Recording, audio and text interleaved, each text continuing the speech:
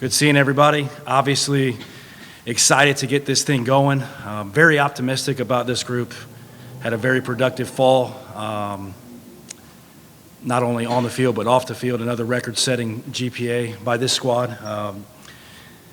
Not easy to do when you have 24 newcomers, but the returners have done a good job of kind of helping those guys get acclimated to the way we do things, and that process has been great. Fortunate to have our whole on-field staff return, including our athletic trainer, Kaylee Shores. That also helps in that ease for those new guys. And then we were able to add 3 home run Danny Nearai to our development staff, and he's obviously familiar with a lot of things that we do, but he is going to be a great coach one day. We're excited about where that leads for him. And then we were fortunate to add H.R. Powell as our strength coach, and he's completely overhauled that strength and conditioning department on as far as our baseball program goes, and really excited to see that kind of translate onto the field, see what that looks like. But again, really excited about this group. Our staff's excited about seeing how we can grow in this thing and what this thing truly looks like at the end, and seeing if we can compete for a Big 12 title. So, thank you.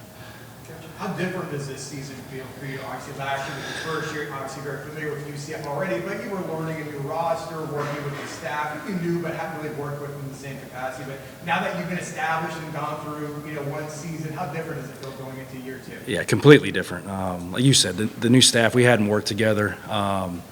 So the day-to-day operations of getting practice ready and really understanding what we wanted out of practice, it's a lot less explaining to the coaches and more just making sure the kids completely understand what we're trying to get done that day. And just everybody knowing what needs to be done on a daily basis really helps. Rich, what's been your philosophy this offseason on constructing your roster? I mean, where do you feel like maybe you needed to add some pieces, and where do you feel like maybe you need to shift some things over? Yeah, and that started about this time last year when we were looking at the roster and kind of knowing what we were getting into in the Big 12 with the level of athleticism and the depth on the mound and what it took to make it from week 1 to week 10 in this league. So we've kind of focused on getting our position players more athletic and adding depth in that position. We got to the last game of the year last year, and if we lost another infielder or a catcher, I don't know how we were going to play.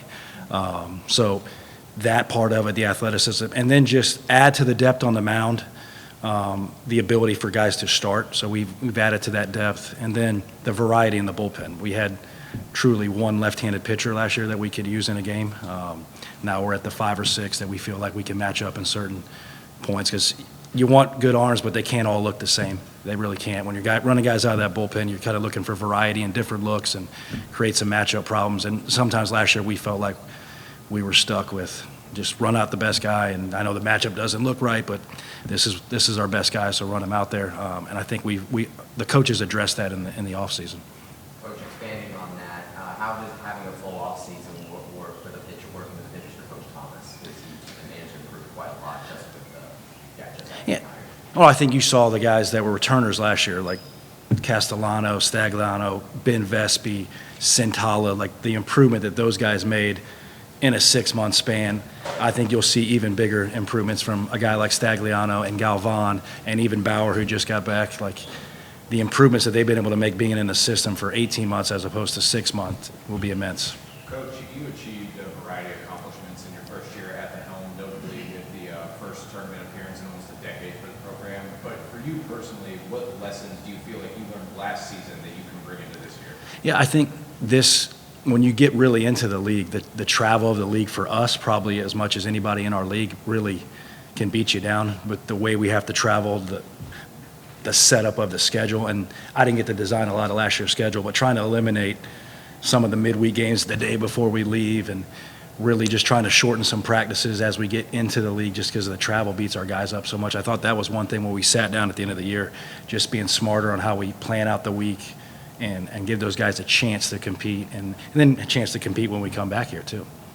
Coach, the non-conference schedule, did you build that to build a resume, or did you feel the conference schedule was enough to help you?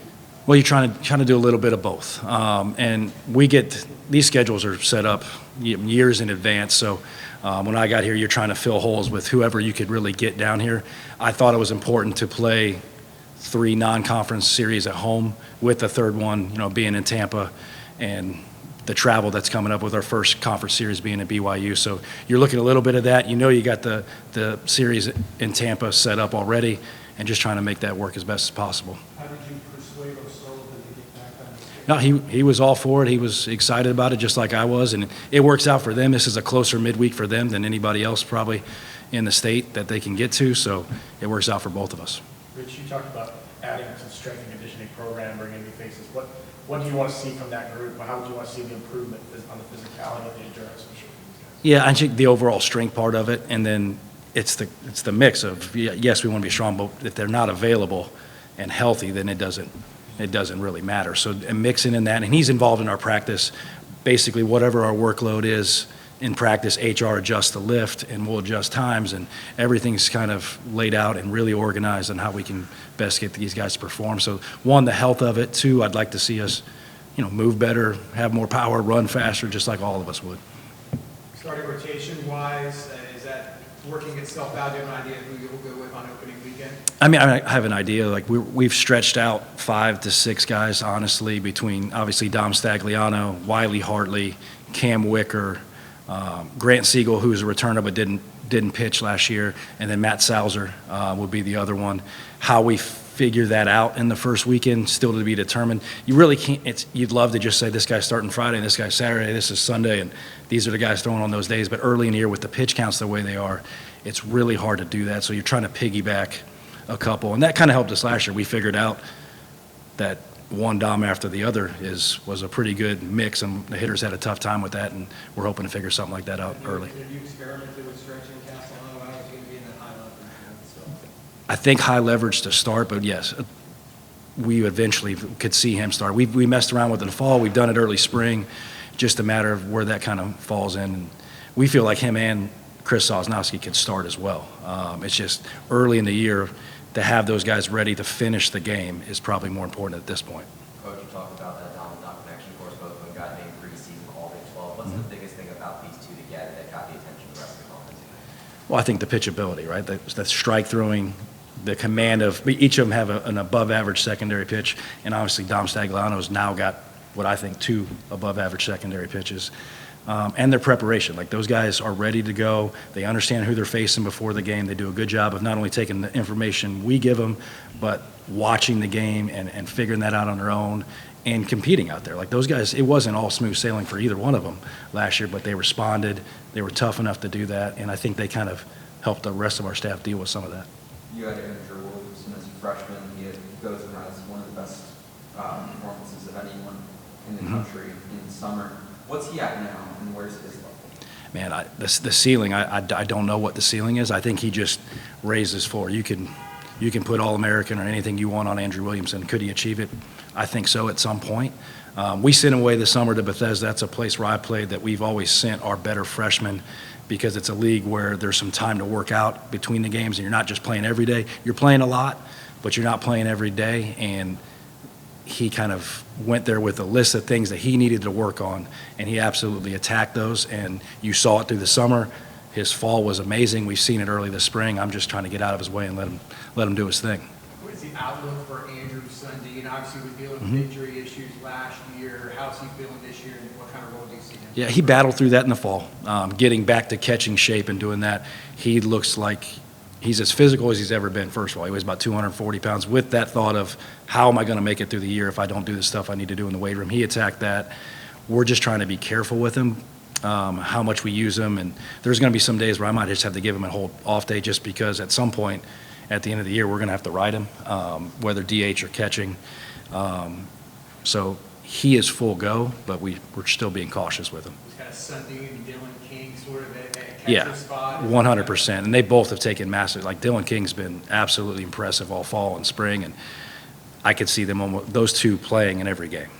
Rich, how much of the regional experience you guys had last year at the end, how much did that help you guys? I mean, is there something you could take from that experience maybe to help some of the guys who are back and maybe kind of help learn on and kind of continue to grow? Yeah, and I think that's kind of why we brought some of those guys in last year that have been in that experience and been through the league like we've been through, because you can talk about it, we try to prepare them, but until you go play in that environment, it's going to be new, and you got to adjust. And if you want to play the games we want to play at the end of the year, the experience in those environments obviously help. I think teams fare better the second time they get a shot at those, the more guys you return, just dealing with all that comes with it. Because it's different. No matter how much you want it to be the same, it's playing a game, I get it, but it is a little different. And the guys that have seen it, been around it, they can handle it better. Coach, in a collegiate athletic landscape that's characterized by transfers left and right, you get a guy back like Lex Bodeker for his senior season. He's been here the whole time.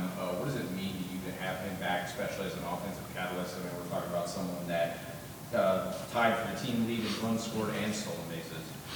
Yeah, and not just him, and we'll get back to Lex, but like all those guys, all those seniors that have been here, they all could have left twice. And they decided, Sosnowski, Stagliano, Castellano, Sonny, you name it. They all could have done that, and they didn't, because I feel like they feel like this is home, and they believe in what we're doing. But Lex specifically, man, he's an unselfish guy. Like we talked about the position change last year. He's taken over first base. He's gotten even better. He can hit. He has power. He'll play unselfish offense, and he might be our best base runner. To see that guy, and he puts it into practice. Like he's just not naturally a great base runner. That's a guy that's for 3 years here has worked his tail off to be a great base runner and become a great defender at first base. And he's not the most talkative guy, but I think the guys voted him the captain because of the way he goes about his business on a day-to-day basis. Coach, you mentioned keeping a lot of these seniors coming onto the team this year. You guys almost built an identity and culture of getting knocked down but getting back up, especially late into the tournament. How do you kind of use that to carry you guys forward this season? Well, I think they learned that you can do it, and honestly, in these leagues, like I think we talked about this last year in the same setting, that in these leagues, you at some point somebody's going to get you, and how do you recover from that, continue to get better, and it's almost like nobody really cares, just figure out a way to get better, and that's kind of what those kids did. And there's a lot of guys left in that locker room that have been through it, been through this league, understands that and every weekend's a dogfight, and you just got to keep playing, and hopefully that carries over. Coach, how much of what I know you're focused on the upcoming season, but with the upcoming house settlement stuff and how you handle rev share and things like that, how much do you kind of want to stay in the know on that, and how much does that really impact what you're going to try to do for the future of the program? Well, you have to, right? Like there's no way around it. You were looking for a little more clarification on what exactly, especially for our sports specifically, like what is the roster number truly going to be in the fall? Is it 38? Is it 40? Is it 34? Like we still have unanswered questions on that. So daily just trying to figure out where we're going to be so you can give the kids on your roster the best chance and the guys we're bringing in the best chance to be successful. How easy or how does recruiting change now with 11.7 scholarships in the past have always kind of been a difficult number to manage? Jeremy Hogger said next year you'll be at 25 scholarships. Correct. So how does that change things from a recruiting aspect? Well, and I think we used NIL from a standpoint of, just trying to lessen the cost of the kids. So when you got 34 players and you got 25 and we can break it up, I'm really trying to build this roster where our kids can come here, give everything they have for UCF and UCF baseball and not leave here with massive loans. Like that's got to be my first. And then obviously you got the real world stuff of who you have to pay to stay and things like that. Coach, whenever you were talking about running faster and stuff like that, we were able to see a lot of aggressive base running through scrimmages and fall ball.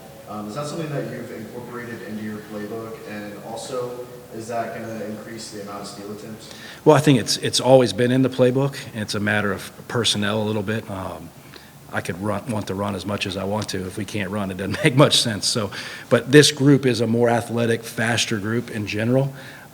So we kind of turn them loose in practice and let them do that. And one, I'm trying to figure out when we do turn them loose, who has a feel to do it, or do I need to control when they run or not?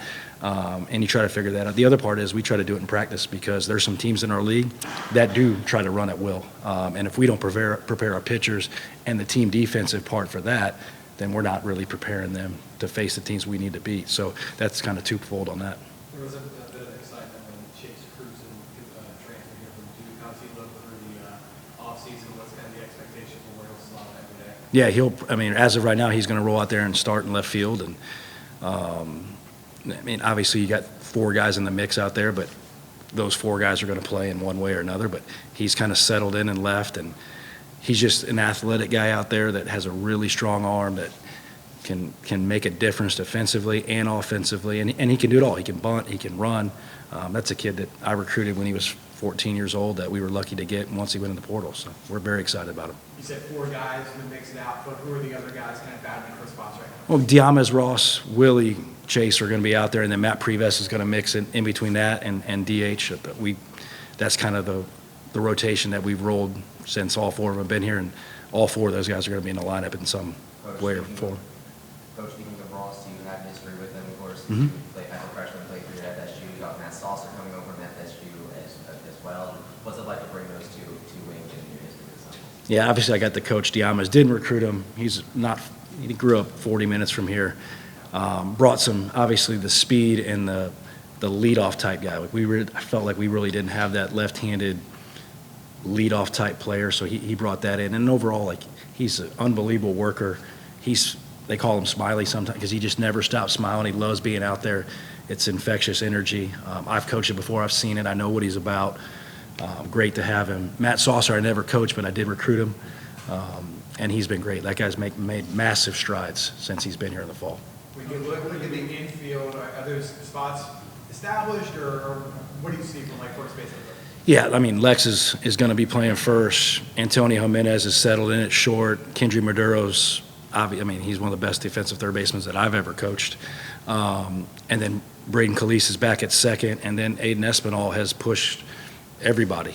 He's going to factor in at some point, whether at second, whether at DH. We've actually moved him behind the plate to create some depth there, and by the end of this, he might be a catcher for us. So he's going to factor in there as well. Coach, what are the new school additions do to the makeup of the league? I mean, you're adding premier college baseball programs in Arizona and Arizona State, and Utah's been very good as of late. And Coach Henderson, obviously, at Utah is an unbelievable coach. But to add those 3, I mean, those are 3 really, really tough baseball programs that just, when you look at our league, top to bottom, you don't hit a weekend off, and they only add to that.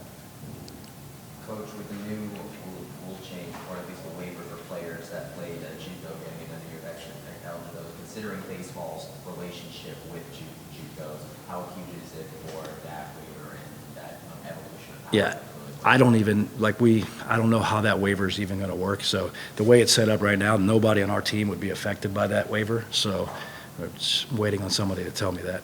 Who do you expect to close? Is that a competition closer? Man, I don't even really name one. Like, that'll kind of figure out. It's based on who's available. In college, and you got watched our games, there's some times that you're going to have to close this game in the 6th. Like, the best matchup might be in the 6th, and if I don't use that guy, the highest leverage reliever in the 6th inning, we might not get to the 9th. But we got a handful of guys down there in the bullpen, some returners, some new guys, like obviously Dom Castellano, Chris Sosnowski, Alex Galvan's back and healthy, Bauer back, been great. Carter Stanford, a junior college transfer, has been great back there. Isaac Williams from JU, Dakota Stone, like you can go on with some real guys that have high leverage stuff, just a matter of where they fit in and that. And early in the year, you're also trying to make sure that we're not using guys on back-to-back days early in the year. Later in the year, there's, like you saw Sauce, like he took the ball multiple times when he was ready. He wanted to pitch in the Florida State game, even though he pitched in the game before. I wouldn't let him do it, but that kid would have done it. Coach, speaking of Galvan, you also have Trey Wheeler and Carson Finbull coming back from the injury last year. How much is this helping your bullpen and huge asset for this time around? Yeah, those 2 last year obviously were not healthy enough to pitch. They've had great springs. They're going to play a role in this. James Lordy, transfer from Penn State, left-on-left guy. C.J. Hansen, junior college left-hander, has been great. There's a young freshman left-hander, Drew Bellis, that might have the best stuff out of all of them. And Dakota Stone, you could call him a closer. You could middle relieve him. He could start as well. So just having that multitude of left-handed options will help. There's a family heritage there with Matola on the roster there. To speak of Luke, obviously, with his dad, obviously a great player here. Yeah, and doing great stuff. What does he bring to the well, Luke was a kid that came to our camps, and just talking to Chad, knowing him, and I hadn't seen Luke, just got here, and Luke was a basketball, football player in high school. So he really only played baseball when baseball rolled around. And he came to camp and he's an electric athlete. And the baseball stuff, he just needs more time baseball-wise to catch up with the skill part of it to catch up with the athlete, and we've seen it. Like, he had a good end of the fall. He's learning on the job, but the overall athleticism is pretty elite. So we're excited to see where that thing turns out by the end of this. Time for one or two more questions. Coach, you add a couple of new opponents to the schedule in terms of Longmont. You have Sienna coming back this week there with that one opening weekend. Just what was your philosophy in terms of finding different opponents this time around? Yeah, so we really only had like the second and fourth weekend left for me to build. That just happened. And then by the time those got to the point, like, obviously Bryant, I know they're an NCAA tournament team. They got a chance to be another, like, they're going to challenge to be an NCAA tournament team, no doubt in my mind.